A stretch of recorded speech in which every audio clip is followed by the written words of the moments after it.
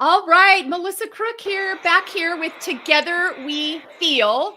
We've taken a couple weeks off because it's, the summertime in the Northern Hemisphere. Southern Hemisphere, I hope you're having a nice winter. But in the Northern Hemisphere, we've been juggling vacation schedules. So we took a couple weeks off. Hopefully that gave you all some time to go back and listen to panels that we've done in the first half of the year. Or if this is your first time with us, welcome to Together We F.E.E.L. We do this live every Monday, and then the recording's available on YouTube. We'll share it on our platforms. You'll have access to it here. This conversation, we've had to do some scheduling gymnastics to make it work, but I was really committed to this conversation, and it's sexual health is part of our overall health. I think it's one of the things, especially for women, that gets most overlooked in the health conversation, but has more of an impact than any of us really sometimes want to admit, care to admit, or are even aware of in terms of how it impacts our health, our mental health, our physical health, our emotional health, our hormones. And we have ladies here with us. They're going to be able to address a lot of different parts of this conversation. We have sexual health coaching. We have sexual health education, starting with our young kids and making sure they get the proper, full education that's not tainted with all of the old narratives. And then we've got daily life impacts of what can happen when we are living our day-to-day life, but somebody gets sick, and it impacts the ability to have those connections with our partners and what that does to our health. I mean, so we're able to hit it on a lot of different lenses today. For my personal experience, there is the impact of what sex being used as a weapon in an early relationship, and then having a spouse who has sexual abuse in their background, what that does to impact your sexual health with each other and just moving forward. So we bring a lot of different lenses to this conversation today. And I'm super thankful to have my friends, Dr. Fanny Le-Boulanger, joining us from France, Amy Orr joining us from Ireland, and Aaron Copeland joining us from Florida. I'm in California. We have covered a lot of coast and a lot of spans. We've got Europe and the US really well covered today. And I'm so excited to have each of you with me. We're going to do the typical go around, allow each of them to introduce themselves, or if you haven't been with us before, this is how we do this. Allow them each to introduce themselves and why it was important to them to be part of this conversation. So Dr. Fanny Le-Boulanger, my friend, we're going to start with you. Welcome back. It's been a while since we've had you. Yes, I'm so happy to be back. Hi, everybody. I'm so excited for this conversation. So, my name is Fanny Le Boulanger. I am French. If you want to laugh, that literally means the baker. And I am a family doctor practicing in France and practicing gynecology on a daily basis. So, I help women daily regarding sex life, regarding birth control, regarding a lot of topics. And I am also working as a English, self-love and pleasure coach or whatever. I'm still managing, trying to find a name until I decide I don't care about boxes and labels. But with that, I am also the host of a podcast named Your Sexified Life, dedicated to help you get back the feeling of being alive. And yeah, I'm just a Swiss knife navigating my own shit. And I want to add in, Fanny is the first person that I had come on to our platforms on the F.E.E.L podcast talking about sexual health. And I remember, and I will tell you that her episode, it's one of those topics that everyone wants to talk about, but everyone's also afraid to bring up until they realize you're talking about it. And so her episode was one of our most popular episodes that season in the fall of 2023. I'm like, that tells me everything I need to know about the shame that still exists around, and the fear and the stigma that still exists around the conversation, but everybody secretly, not so secretly, wants to know about it. And Fanny has continued to come on panels with us, both on the radio show in 2024, doing her own segments, as well as I had her back again this winter because it was time to continue the conversation. She's just been an important voice on our platform in this area. So I wanted to shout out Fanny for that, because she's continued to be a partner in this very important conversation.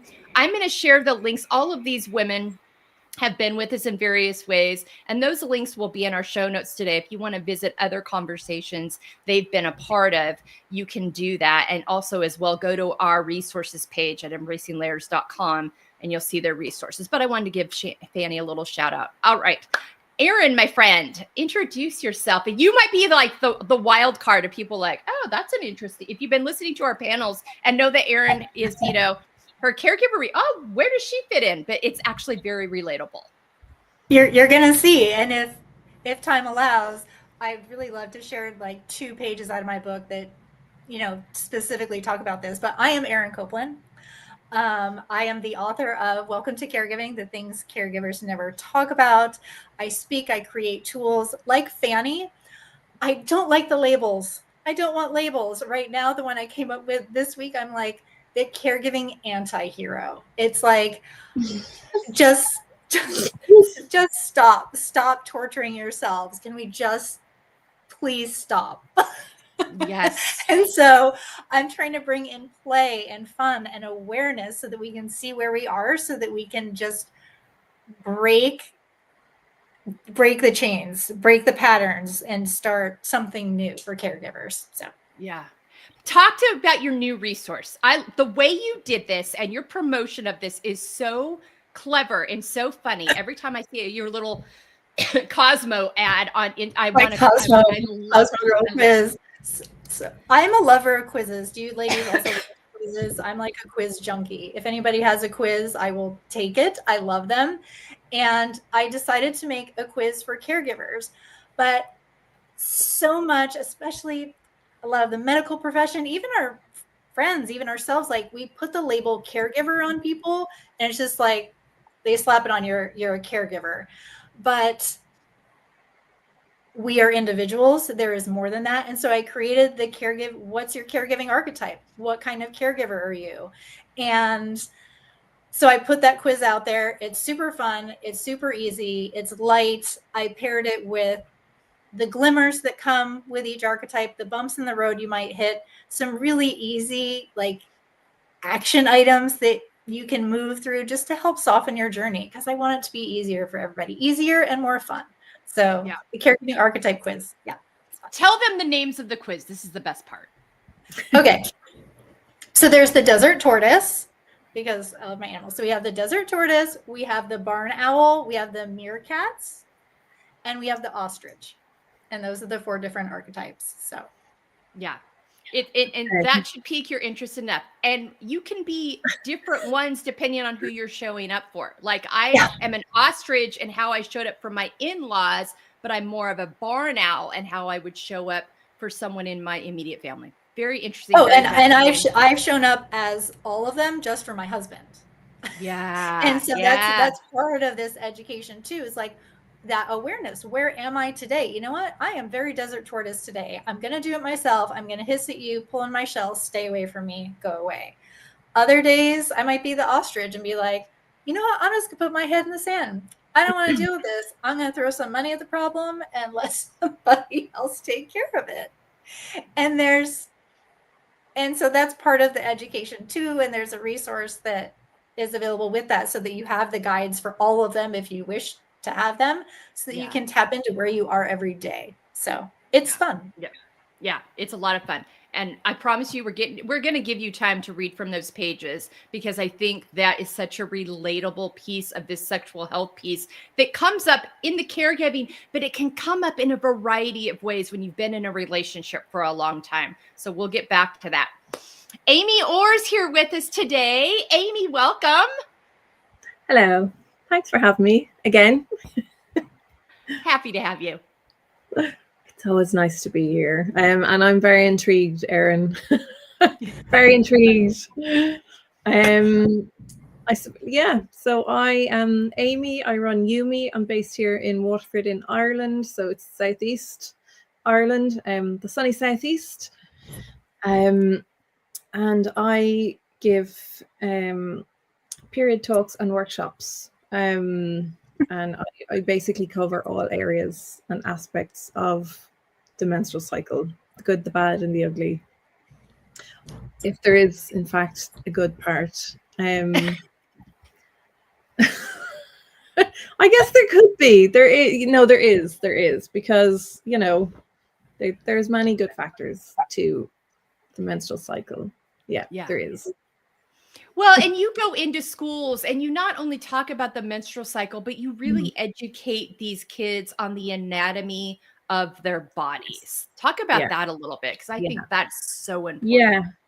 So one of the most important things about my talks is it's more about, as well as education, it's more about opening up the conversation and getting the kids to talk. Because the more you talk about something, the less of a taboo it is. So it's breaking the stigma surrounding periods, all aspects of periods, and the female body in general, whether that's having sex during your period. Periods are a perfectly natural part of being a woman or a person with a uterus. So, I mean, if it feels good for you, then there's absolutely no reason why you can't have sex on your period. So there's so many aspects to it, I suppose. But talking about it and starting the conversation is one of the main things that I try and get the students to do, is to open up a bit. So we have like debunking quizzes. We talk about open topics versus private topics, and why it might be beneficial to some people to talk about private topics openly, such as mental health. It's a good example. We've come a long way in the last 10 years. So talking openly about periods and everything and anything that goes with them can definitely help you feel less alone, but also, normalize.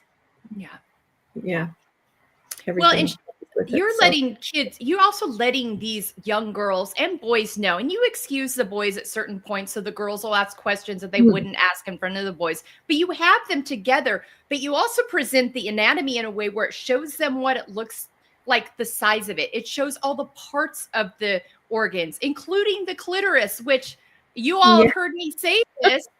I didn't know I had a clitoris till I'd had 3 children and I was in my early 30s. No one told me that. No one said that word to me. I did not know that was a part of my body. Fanny and I have had many conversations about this, about the fact that there's an organ designed specifically for pleasure in a woman's body. It's not to do with your period. It's not to do with reproductive health. It is for pleasure. And somehow, in the propriety, quote unquote, of having these conversations, that has gotten missed.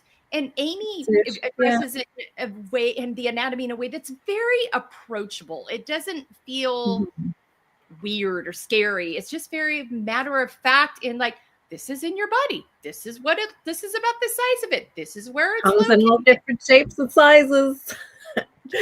Everybody's got one.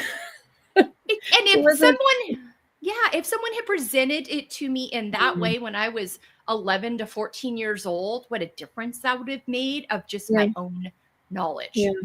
But we never stop learning, though. And Fanny, correct me if I'm wrong, but I think it was it 2013?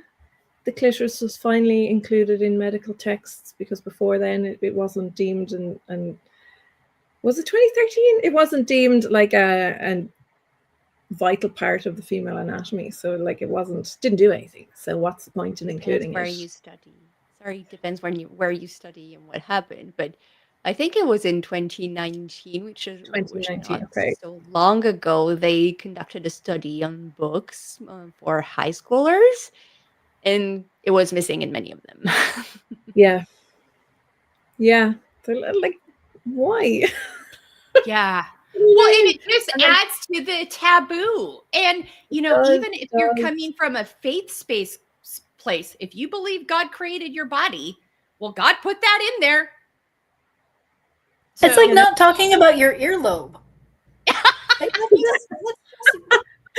But one thing that I learned, it doesn't serve a purpose so much. So why even tell anybody that they have an earlobe? I don't know. One thing that I learned a couple of weeks ago is that the inner labia, we're born with it, yes, but it's not. It grows when we hit puberty. It grows. And then when you reach menopause, it shrinks again. So it is present when you're born, but it's not very prominent. Okay. I don't know why Interesting. it does that. Maybe Fanny it might have an idea. Yeah. Like it hasn't always been there. It has grown, Okay. you know, since I've reached puberty, and every woman. Like I don't know why it happens and then it shrinks again. But I only learned that like a couple of months ago, and I don't know why it does that. Is there a reason behind? I don't know if there's like a medical Hormones. behind it. Hormones. 100% hormones. Yeah. Yeah. But like, Yeah. you know, the female body's amazing. So like there has to Yeah. be a reason behind it that we just Yeah. don't know about yet. Well, and if we just talk about it, like there's so many, like these explanations aren't complex or complicated, and they're very practical, and they give us clues about our body, which is exactly why we're having this conversation today. Sexual health is part of our overall health. This is part of our makeup. There's literally an organ that supports it. There's hormonal impacts from it. It is a part of it. So starting with that, Erin, I want to kick off with you reading your pages, if that's okay with you, because I think this is such a practical, relatable situation. Okay. These are a couple pages from my chapter, Let's Talk About Sex, in my book, Welcome to Caregiving. It was a dry winter in Florida, slightly overcast and a little gloomy. I was cleaning up after lunch, grilled ham and cheese on rye. Half of Jerry's sandwich remained on his tray. He was one head flop away from sleep, and I didn't have the gumption to force him to eat it. I brought the dishes into the kitchen, thought for a moment about cleaning them, then decided a nap was a better use of my time. I left the dishes in the sink. I took the remote from Jerry's table and flipped through the TV channels as I curled into a ball and pulled a blanket under my chin. I chose a rerun of The Notebook. Jerry's snore was his only objection. As the movie rolled on, the scene turned to Noah, forcefully rowing a little wooden rowboat back to the dock, muscles straining through rain-soaked clothes. Then Allie and Noah stand on the dock, sheets of rain forcing them to squint their eyes closed. The storm rages so loudly they have to shout above the downpour. Allie confronts Noah about never writing her back all those years ago. Why didn't you write me back? But he did write her back. Noah grabs the back of her head, draws her in for a deep kiss in the rain like they only do in Hollywood. He effortlessly scoops her up and carries her into the house, her legs wrapped tightly around his tapered waist. He slams her up against a wall hard, her arms above her head, lust barely allowing her to catch her breath. Her pale blue dress clings to her body. I thought, look at them go. Allie's passion for Noah is so strong, she doesn't even flinch when he throws her against another wall. She grapples with his belt, her dress is seductively unzipped. He lifts her effortlessly once again, and she wraps the legs around him again, this time like a vine clinging to a thick, rugged trellis. He carries her up the stairs with her body entwined around his, their tongues ferociously entwined in each other's mouths. Damn, you go, Ryan Gosling. Then he takes off her stockings. My heart rate picked up a notch, and I thought, when was the last time I did that? I looked over at Jerry, his head tilted back, jaw slack, breathing deeply in a near snore. He was peaceful in the recliner, the blanket his mom made him tucked under his chin. Duke, my cat, nestled in next to me. As I rubbed his belly, he began to purr. The flush in my face subsided as I did the post-transplant math. 1, 2, 3 months. His birthday? No. Christmas? No. My birthday? No. I couldn't remember the last time I had sex with my husband. Then I wondered why. What was wrong with us? What was wrong with me? Why were we not ravishing each other every damn day like Noah and Allie? Gee, I wonder why. As I tried to counsel myself and answer all the whys, I remembered. Oh, yeah. My husband had his entire abdomen cut open, and then it was stapled shut in the shape of a Mercedes symbol. How could I forget? He nearly died when Regina, his liver, tried to take control of his entire body with her DNA. And lest I forget, I was an emotional wreck. I was shell-shocked by my caregiver experiences, overwhelmed by all the other duties as assigned. All in all, I was a grand lump of non-sex. Wow. Thank you for writing that chapter. I think this is the thing. I can't imagine how many women read that and be like, oh shit, me too. But I want to take it outside of this because I think this is something that happens in life when you've been in a partnership for a long time. When people start having responsibilities, I talk about in episodes where you have to be careful that you don't become great managers of life together, but that you don't just become great managers of life together, but you actually still continue to tap into each other. And the danger that comfort brings to that when all of a sudden you realize you look across at each other and count the amount of tournaments and recitals that you've been to in the last 4 weeks and the lack of time you've had with each other. So you present it in a caregiver, but I think this transfers over into a lot of pieces in life that we have to think about. And then you start thinking about the impact that it has. I mean, you forget what kind of emotions it brings up into you until you're watching a steamy scene like that. And you're like, oh, wow, look at what's awakened in me. I forgot that existed. Yeah. Wow. So thank you for writing that. What have you gotten any feedback on that chapter? It's one of the favorite chapters. Actually, people comment to me about it a lot. I think partially because it is unexpected. You know, people expect just this how-to guide of caregiving, and my book is not a how-to guide at all. It's a shared experience. You are not alone kind of book. It was also the hardest for me to write. It was the last chapter I worked on. And I thought about, maybe we don't need this here. Is this really important?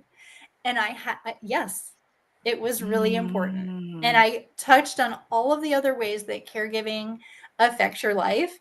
And I couldn't ignore sexuality and intimacy. And it's a big part of a relationship. And this happened to be with my husband, but those same weights carry through. If I was caring for my grandparents or my parents, I still have that same caregiving experience, those same duties, all of that overwhelm, where I may not be able to share intimacy with my husband because I am depleted in so many other ways that I can't tap into myself in a sexual or intimate way. Yeah. Okay, Fanny, what does this bring up for you? I'm dying to hear as both a doctor and a sexual health coach, especially because you help women navigate their ability to experience intimacy and sexual health in a healthy way. I have to believe there's conversations like this that have existed as you've worked with people. Oh yeah, 100%. It's so interesting to see how universal that can be. How I am depleted because I am a caregiver. I am depleted because I am a mom. I am depleted because work looks like hell. So what works also amazing book, like amazing lesson of copywriting, by the way. I really was in there. Yeah, But absolutely. so I'm always surprised how such specific experiences end up being so universal and so global. So that's 100%. Yeah. Thank you for writing that. What also strikes me when we talk about that is how there is this thing that we need to be cautious of or navigate regarding what am I missing and what mm, let me phrase this otherwise. Like, do I really miss it? Which it seemed was your case, Erin? Or am I putting pressure on myself for whatever reason. I think Mm, it's a different thing, different part when you're a caregiver, more than where or you are exhausted from yeah. parenthood or being at your job and things like that. Noticing that you Yeah. might, not saying that it is the case, but we have this tendency because of social pressure, because of porn, because of patriarchy, because of a lot of things putting on us this weight, this pressure, this duty that needs to basically get out of our hands, and Mm, also acknowledging that it is hard to do yeah. that. Like, it's basically Yeah. hard to rewrite the world, whether it's your world because it starts there. Like, start with rewriting your word, rewriting your narrative, and have a look at how things work for you and what you actually want. And also, that's how we heal the collective. Mm, What I love about what you shared, Erin, is how, at least from my perspective, is it looks like what I call the autopilot, like the emotional numbness. This kind of that's something that I see with many of the people I work with, is how, because your body is disconnected from your senses for many reasons, because you don't have the time, because you're in pain, because sometimes I just like to say that because we have allergies, and our, I don't know how it is in the US, but in here all of our houses are white, like everything is yeah. white, the food is tasteless, and so we're basically getting a disconnection from our senses that Mm, end up being a disconnection from our emotions, because emotions are just mm, sensations given given meaning from the context seen by your brain. And so if you have the disconnection from your sensation, you have the disconnection from your emotions, and without sensation you don't know what feels good. So without mm. sensations you don't experience pleasure. And to circle back with what you shared earlier, Melissa, about having pleasure as our birthright, there's really something there that we need to reclaim, and that is so important in those conversations. Yeah. Yeah. Yeah. So good. I knew you'd have something to say about that.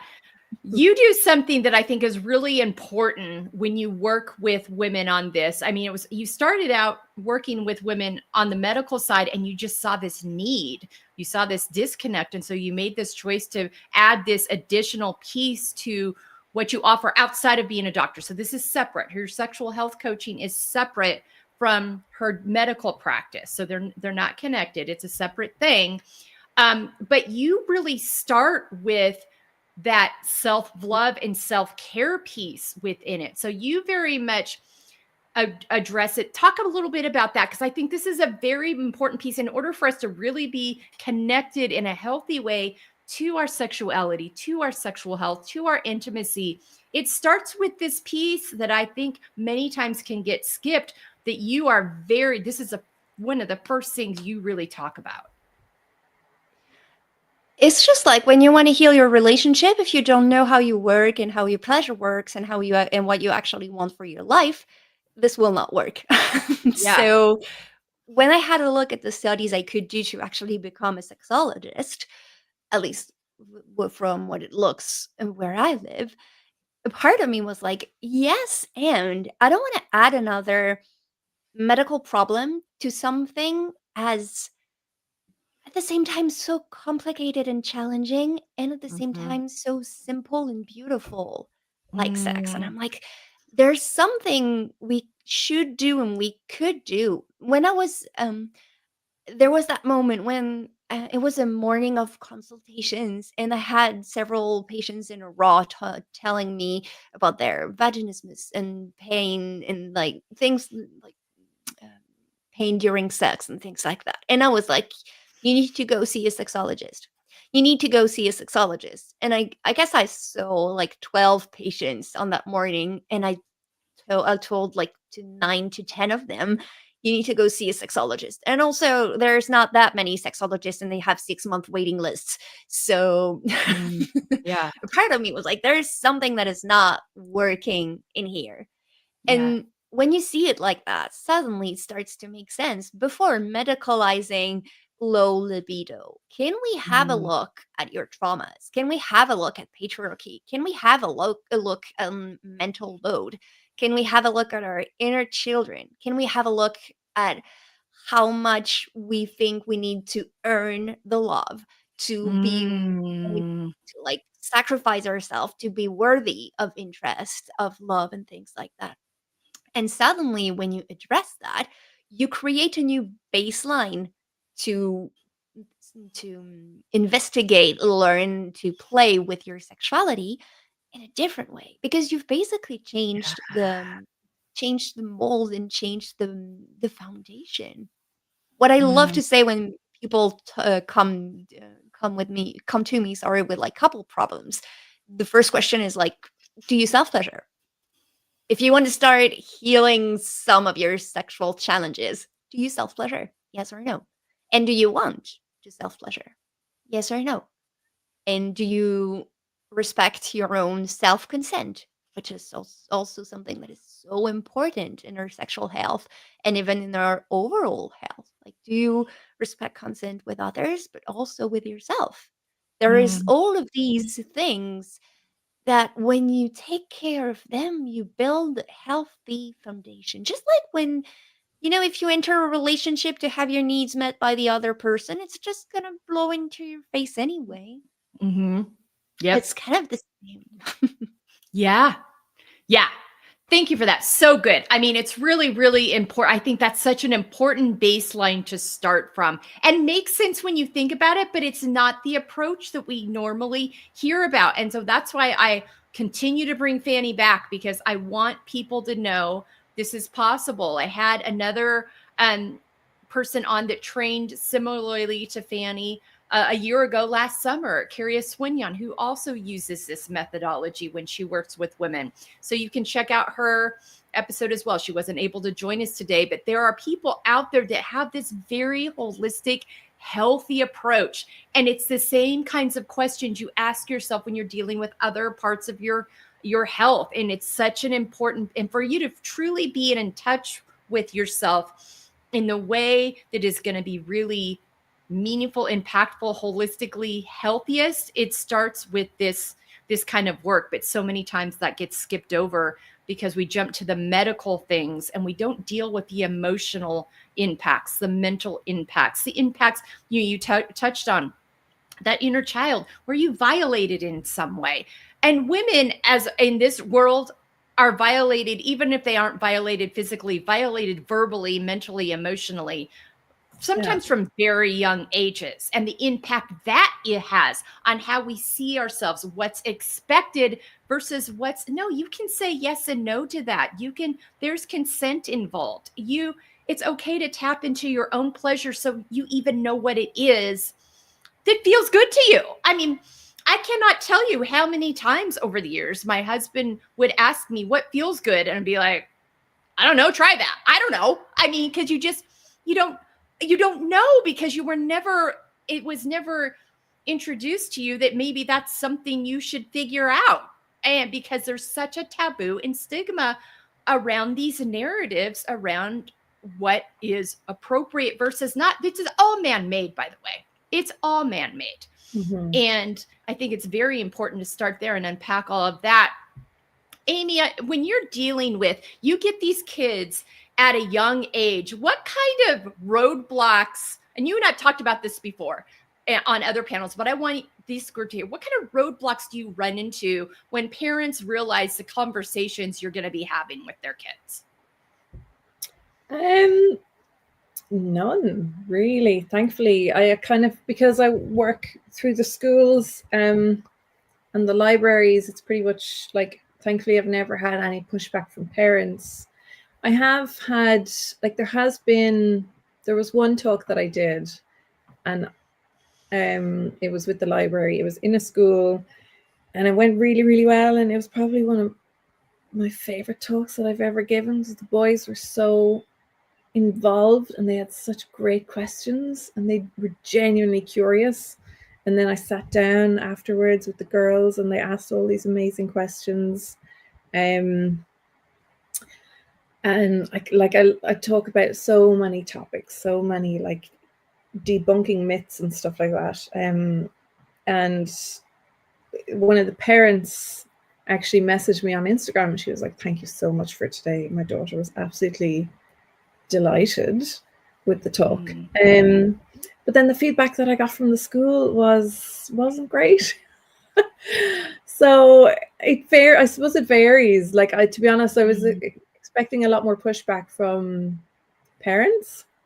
Now this was like a country school, and country schools are, I hate to say it, but they're so different to city schools. So the school were like, there was a lot that they didn't know because they hadn't done their sexual education talk yet. That's not for another couple of weeks. And I'm like, well, now when they're sitting through the sexual education talk, stuff will come up and they'll be like connecting the dots because they have that information already. And it's like, I don't see how that's a bad thing.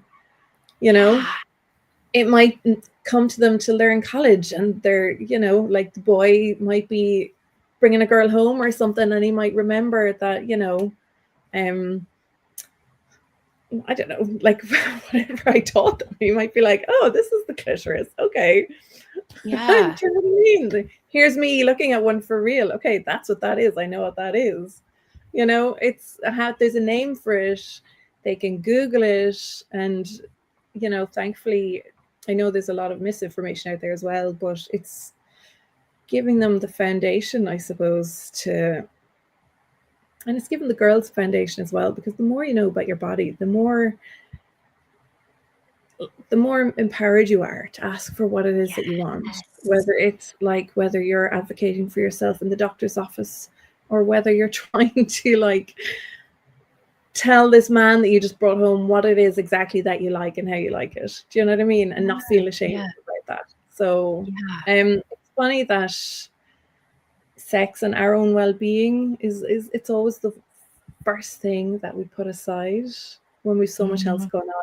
Do you know what I mean? It's the one thing that I suppose new mums find hard, to get back into that, to get into that intimacy, because there's so much going on. And if your partner isn't pulling their weight and you're doing everything and you've got this mental load that's like stacked high, it's just sad that it's, and I think with Ireland as well, it was never, there's such a taboo about women's pleasure and women's health.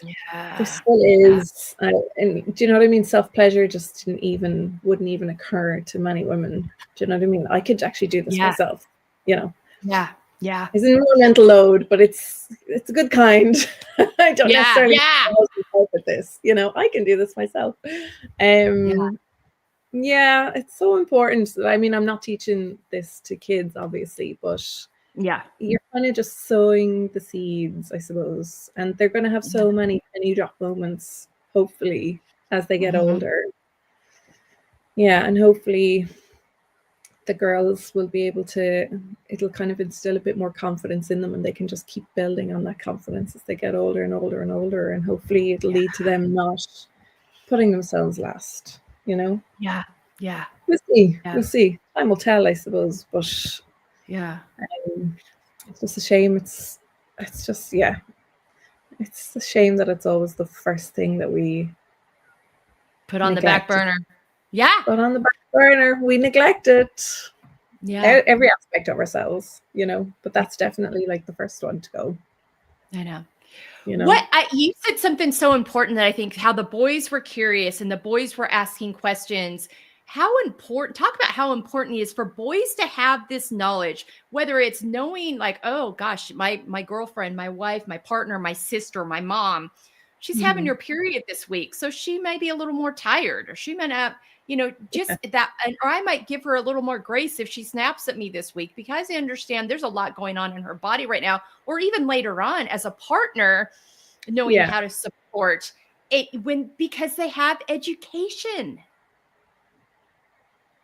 Yeah. You just crashed there for a second. Because they have education, is that what you said? Yeah. Yes. Yeah. I mean, I'm like, I go through like I talk about premenstrual syndrome, and I go through like PMS symptoms, and I'm like, now boys, in this talk that I did in the country school, I was like, well, so boys, now that you know that the women in your household might be experiencing multiple, like, you know, either one or all of these symptoms every month.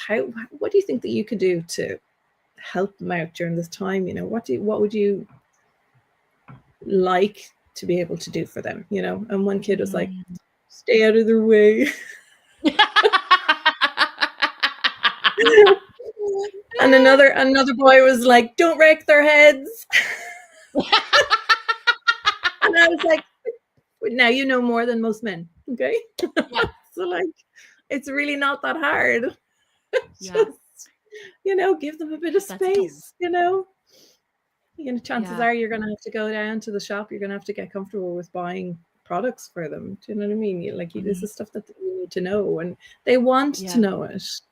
That's one thing that I really like. You know, it was another boy in another talk that I was giving. He brought up toxic shock syndrome and what that was. You know, because I was talking about tampons and I hadn't quite got to that stage yet.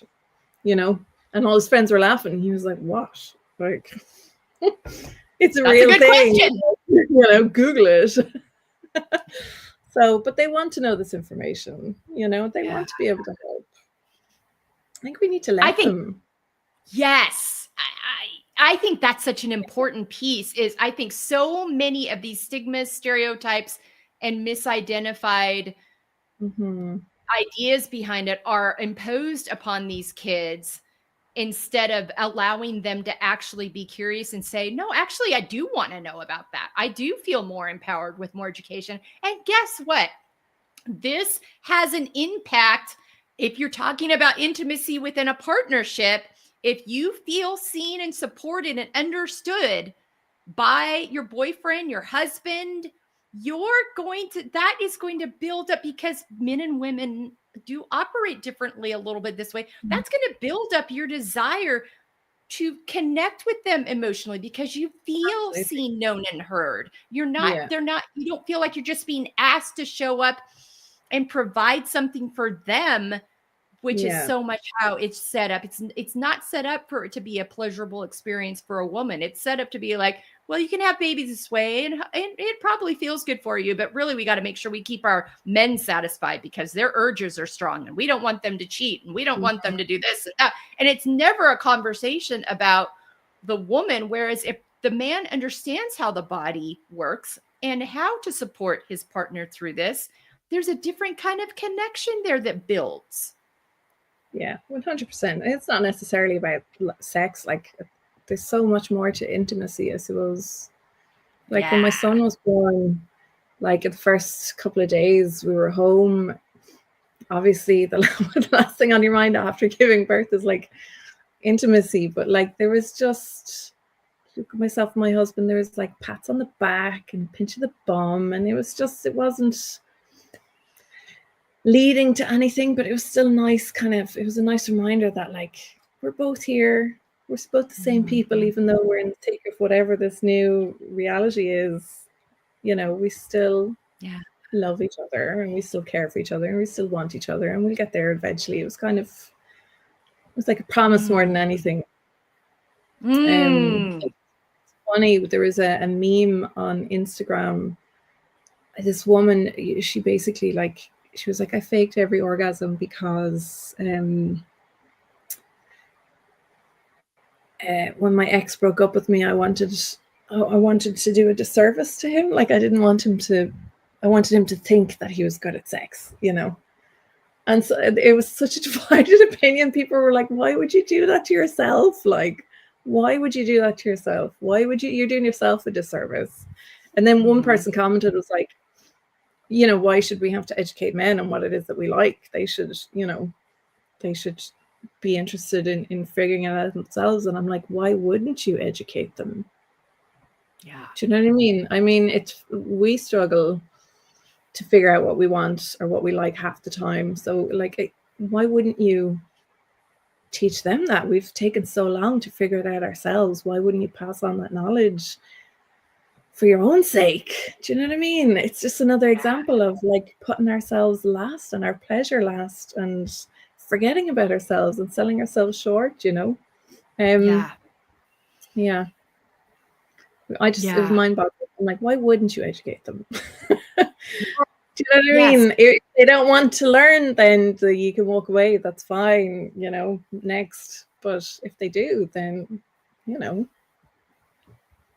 in your Yeah, best what are you interest. tapping into and opening up that you didn't even know was possible? But yeah, I think women fall into that trap of being really wanting people to read their minds. Like, can't they Mhm. tell by the heavy sigh and the slamming of the door and all that? I'm like, I mean, if that's how you want to exist in the world, go ahead. But it goes Yeah. back to that, what I talk about all the time on the podcast and when I'm working with women one-on-one, communicating your expectations. People are not mind readers. If you want to have a certain experience, then it is incumbent upon you and your responsibility to communicate those expectations. But if you don't know what those expectations are, going back to learning what your body, what you respond well to, then you have nothing to communicate. But yeah, Amy is so right about this. And I love what you said about that promise piece, of that promise that our time will come again.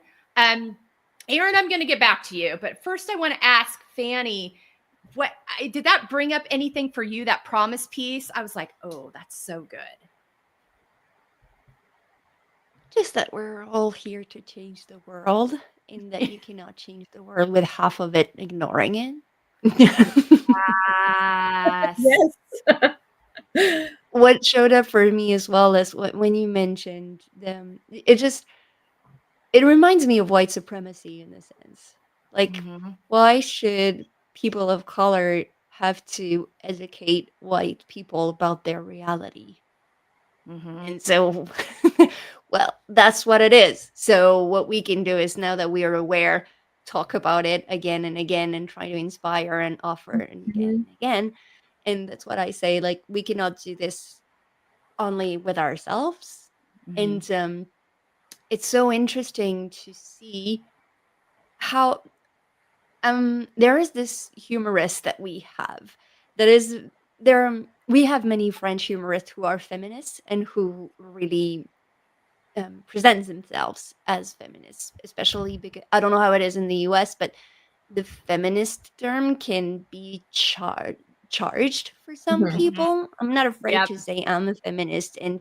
Um and what I love about I remember this moment on Instagram when this humorist was talking about them, not all men. For so Mm-hmm. long I was so I didn't know how to answer to this when I got the answer. Like, not all men are doing that. Yes, and like, first, yes, and they're all of them.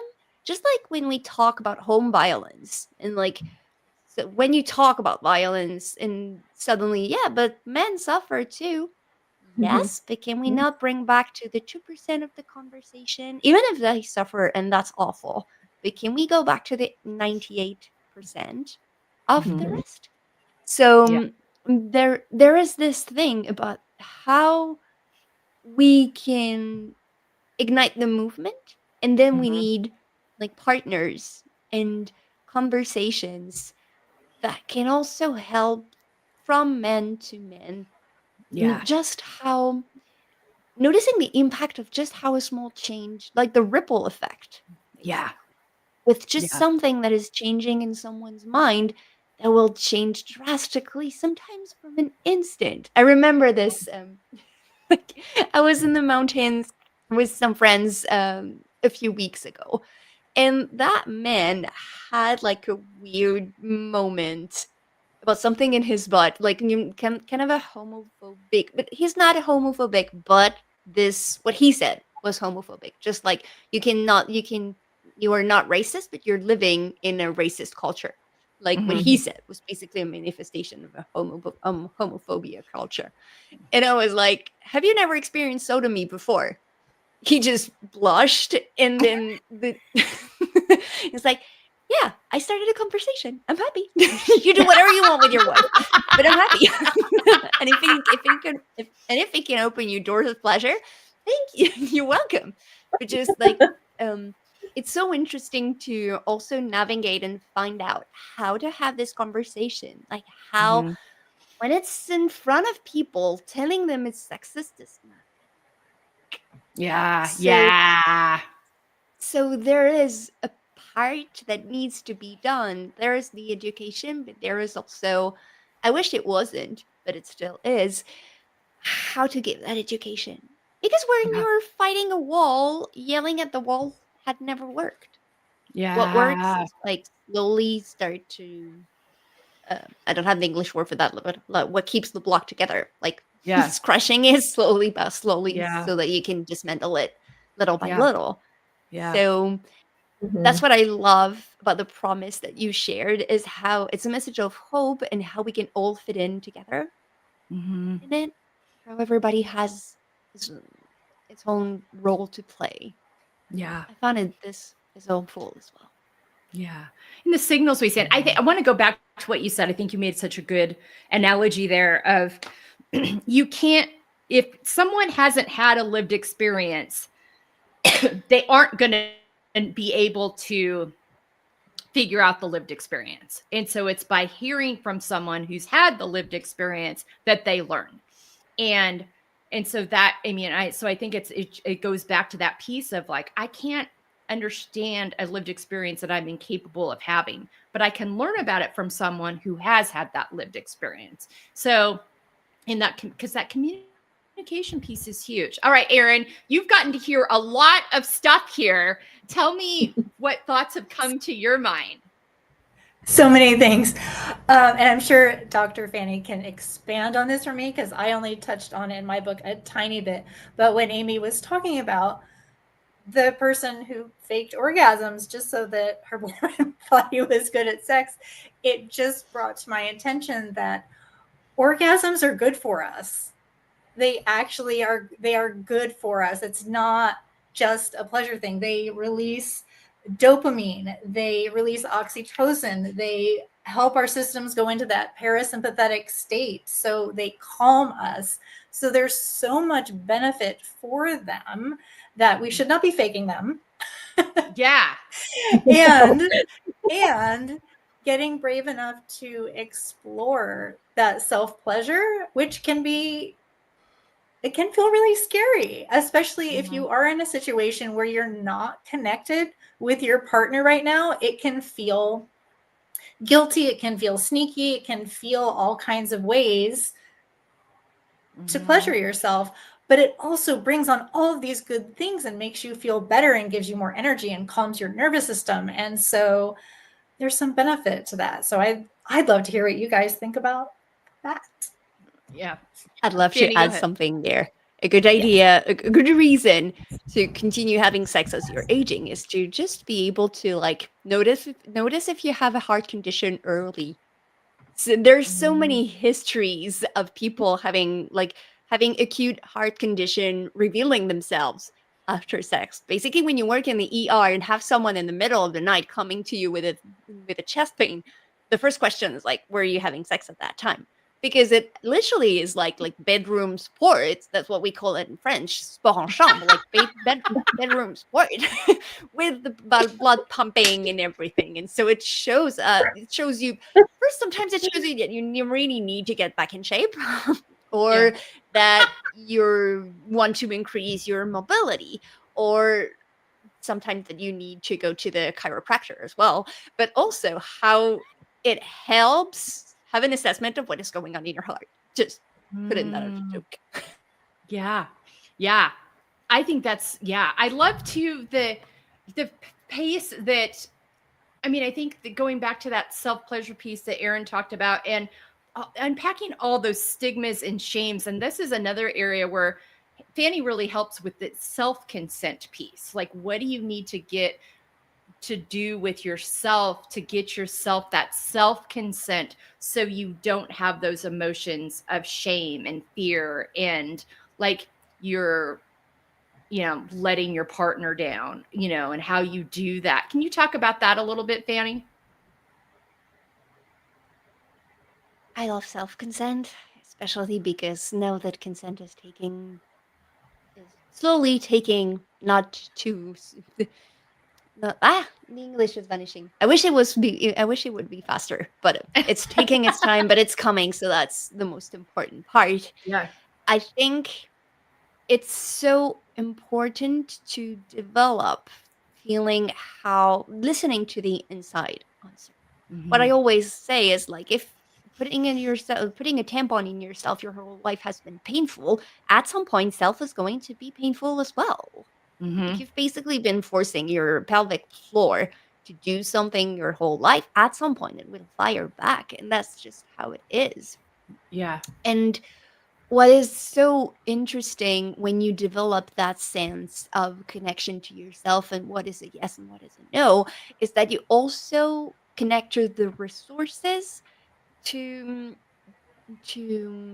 react or recharge or rejuvenate when you have to do something that you don't want. So instead of staying in this like freeze response of I am not feeling anything, what we mentioned at the beginning, the autopilot, Mhm. suddenly you create something. Sometimes like I really don't want to, like, having a gynecology exam is not my kink, but I know that Mhm. I have to. And so when I develop this content with myself, I am also able to find this balance of and as I'm saying this out loud, and a part of me is like, it's kind of education in a way. Like, you honor Mhm. your children's needs, and also there are some rules that needs to be settled, Mhm. and how you sometimes you can navigate, sometimes you cannot, but what you can do with them is help them regulate and help them understand. And that's what we do with education, what you're doing, Amy, Mhm. as well, is how when you know yourself more, when you understand how you feel, how you work, suddenly, if there is something that needs to be done that you would rather not to, although that is really rare now that I'm saying out loud. Like, you do not have to consent to a gynecologic examination. You just need to be aware that if you do not do it, your health is at risk. So there is Mhm. this balance that Yeah. needs to be. Sure. And also there are so many pitfalls there about people saying, I've never done it, and nothing has happened to me. Yes. Just like so many people, like when you hear that in the media, you don't hear all the others who are not here anymore to like talk about this. There is Mhm. this bias, just like birth control and things like that. Like, I've Mhm. never done that, but it worked. Yeah, I am the one having the I'm the one having the women for abortion in my office. So Yeah. there Yeah. is all of this at the same time. I'm missing my train of thoughts right now where I was going with this. Where were we? I don't know. Well, but I think it's that self-consent piece of like understanding what's happening in your Yeah, body, telling the full story about it, yeah, educate, and exactly. Thank you. yeah, yeah. Yeah, the self-consent and the developing your resources, how important it is. It needs so much more in our society. It needs so much more in Mm. connection to ourselves so that Mhm. suddenly when you hear the yes from yourself, then you can clearly communicate the yes with others. How will you Yeah. be able to understand what you like if you don't allow yourself to feel in yourself what a yes feels like? Yeah. Oh, yeah. So good. And I think that pairs really well with the education piece that Amy introduces them to before the fact that they get to introduce to the anatomy before they have the sexual health conversation when they're talking about periods is really valuable too. I think that plays a role in understanding consent for boys and men later when they've had these conversations, when they've been educated, when they haven't been shut down and kind of parsed out, well, this is how girls show up and this is how boys show up, when there's this open place for them to ask questions without shame, without embarrassment, with real curiosity. That changes the narrative later on when it comes to consent, because one of the guests that couldn't make it today, that her resources are going to be shared here, is a woman. um her organization is called projectcallisto.org, and her name is Tracy De Tomasi, and she provides a resource where women who have been sexually assaulted on college campuses can take their information to the site, and they can try to figure out if their perpetrator has assaulted other women. So there can be this kind of information and a way to warn other people. It's really powerful. It's sad that it's necessary, but it comes so many times from these conversations of consent not being understood and not being respected. And consent conversations start with the kind of education that we give our kids, so that maybe someday this organization that Tracy is leading up, because there was such a necessity for it, isn't necessary anymore. And also, too, for those kids, another guest that couldn't be here today, Kristen Louise Duncombe, she writes, she has a memoir. She helps women in a variety of ways, but her first memoir talks about her sexual abuse that she received from a well-known, respected person in their community. And then when she was 11 years old, that she didn't quite understand what was happening until she did. And then when she was tried to talk about it, the guy was just transferred away, and she was kind of told never to talk about it again. And so her understanding of consent and what that meant got very clouded, very messy. So it just goes back to the importance of the kind of education we give our kids. So if they're in one of these dangerous situations, they're all of a sudden like, oh, wait a minute, no one asked for my consent. That's what that looks like. Or you're educating girls and boys, and those identify as girls and boys, you're giving them all these understandings of what that means, because you've educated them about their bodies and how they work and what the impacts are. So I think it was important to kind of, Fanny, go ahead. I just like to add something there in how it can start early and it can start simple. Like when I see patients like 3 years old, when like the pediatric consult, like following consultation, even someone who's as young as 3 is like, nobody is doing anything to your body if you're not okay with it. Your body belongs to you, and nobody does anything to it without you being okay with it. And if this happens, you talk to an adult. You talk to someone at school, you talk to the doctor.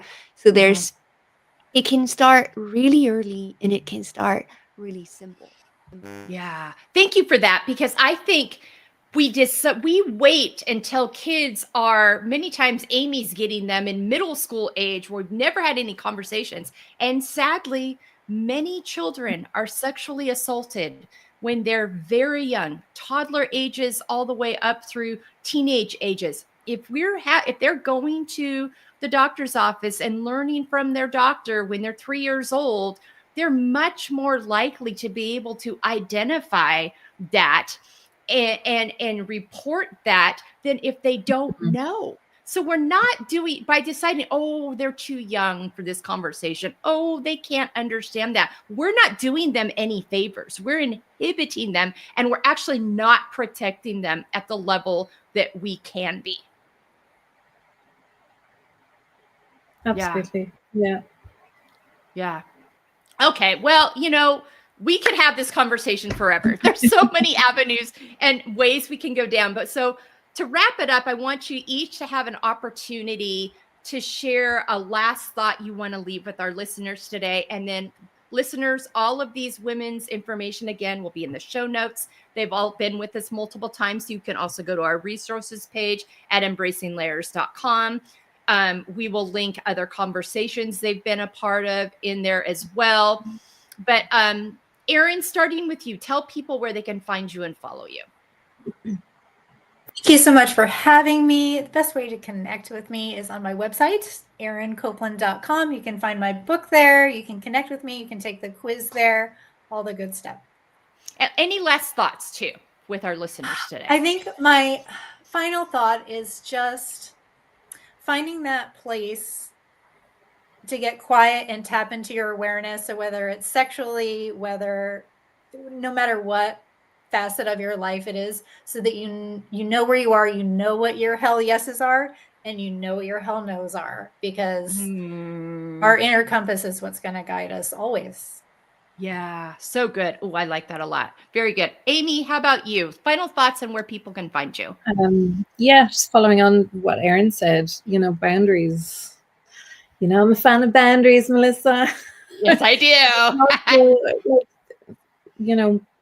figuring out what you need and what you don't need from people is it's so important. And I think the world in general is relatively new to the term boundaries, but they're not necessarily a bad thing. And they can help us identify what we need and what we don't need in our lives. And it can also help with like the mental load as well, you know. Yeah, so the do's and the don'ts and what you need and what you don't. Very important. I can be found on my website at yumi.ie, or I'm on Instagram and TikTok. Yeah, that's me. I'm not very active on TikTok, but I am there in the background. Going around Somewhere. to schools in Ireland, letting kids know about periods and all the organs that exist in a woman's body, which I'm like, man, so important. So important. All right. Excuse me, Fanny, how about you, my friend? Last thoughts on where people can find you and follow you. Every single part of you is worthy. Is worthy of your time, is worthy of your attention, is worthy of being seen. And that includes the parts you might think are too broken, the parts you might think are too shameful, or too ugly. Every single part of you is worthy just because you are. You are worthy just because you are. You deserve just because you are.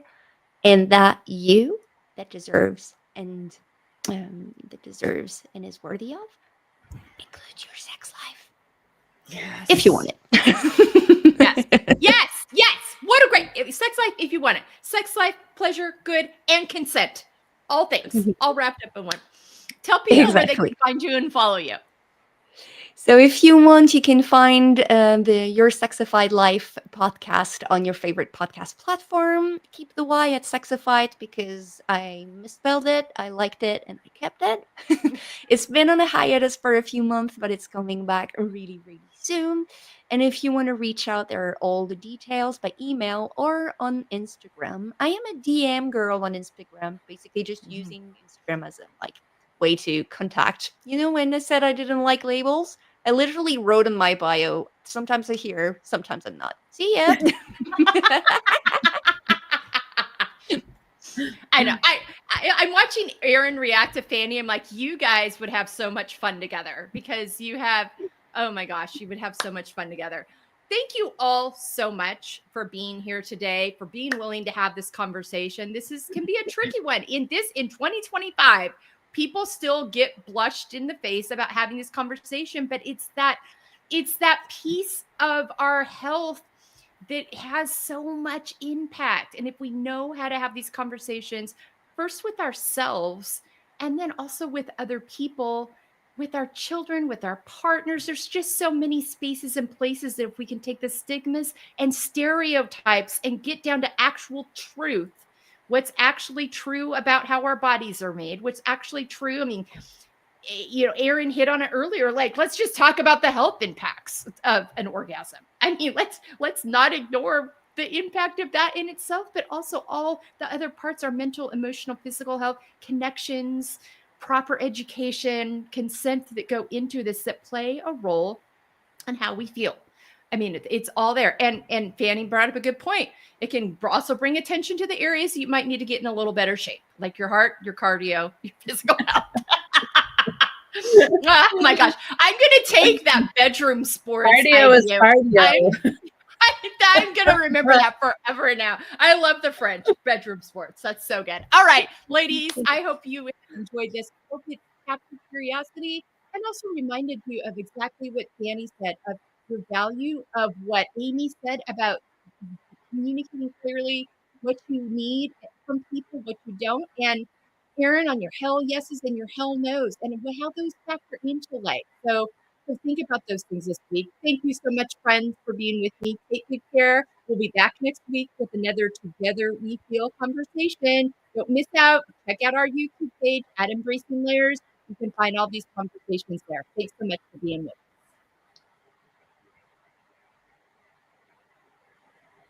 Amazing.